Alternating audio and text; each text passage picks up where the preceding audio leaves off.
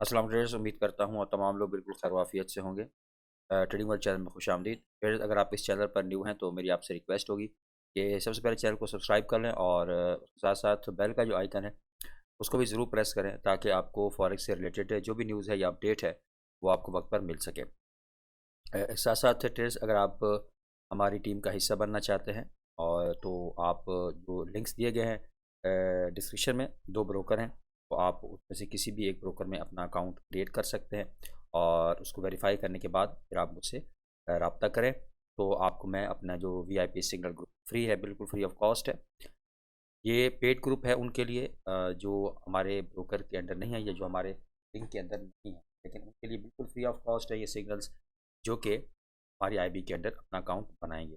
इसमें आपको short term signals और लॉन्ग टर्म सिग्नल दोनों है वो प्रोवाइड होते हैं और लिंक्स जो है वो डिस्क्रिप्शन में दिए गए हैं। आप उसमें से किसी भी एक लिंक पे अकाउंट बना सकते हैं या आप मेरे व्हाट्सएप नंबर पर रब्ता कर सकते हैं। जो भी आपका सवाल है, आपको अगर नहीं मालूम कैसे अकाउंट क्रिएट करना है, कैसे बनाना है, तो वो भी आप मैं पूरी पूरी हेल्प करूँगा।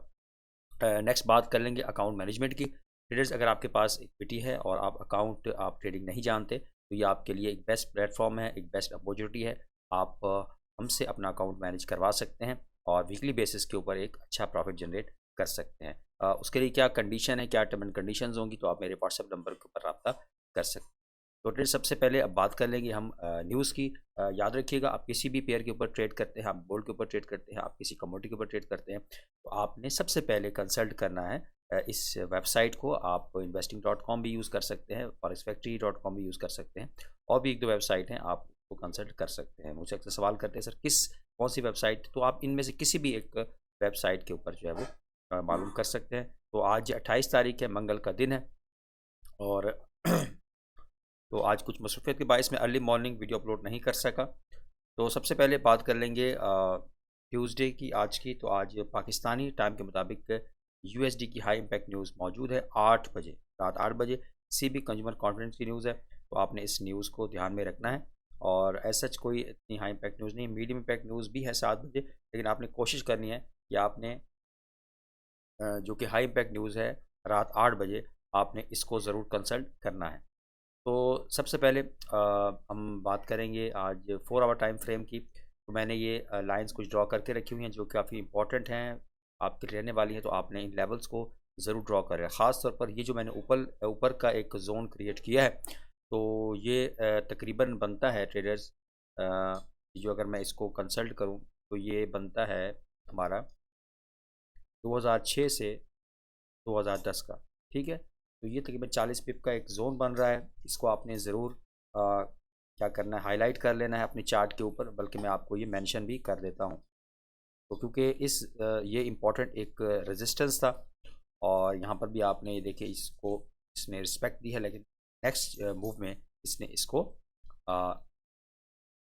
ब्रेकआउट कर दिया है। तो ये तकरीबन बनता है 2006 से 2010 का एरिया 2006 से 2010 का एरिया।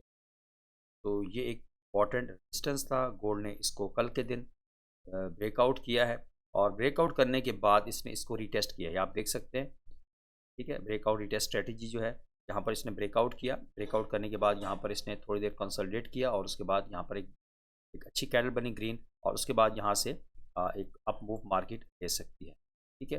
तो अगर आप इसके नियरेस्ट टारगेट की बात करें तो इसका जो नियरेस्ट टारगेट है, अगर हम यहाँ पर देखें तो वो 2020 का लेवल हो सकता है, ठीक है। जिन्होंने यहाँ से ट्रेड लिया जब मार्केट ने एक बेरिश बुलिश इंगल्फ कैंडल बनाई, ठीक है। तो इसके बाद यहाँ पर इतना एसएल और ये 1:1 रेशो की ट्रेड बनती है, ठीक है। बहरहाल आपने अगर ट्रेड नहीं ली तो अभी आप वेट कर सकते हैं।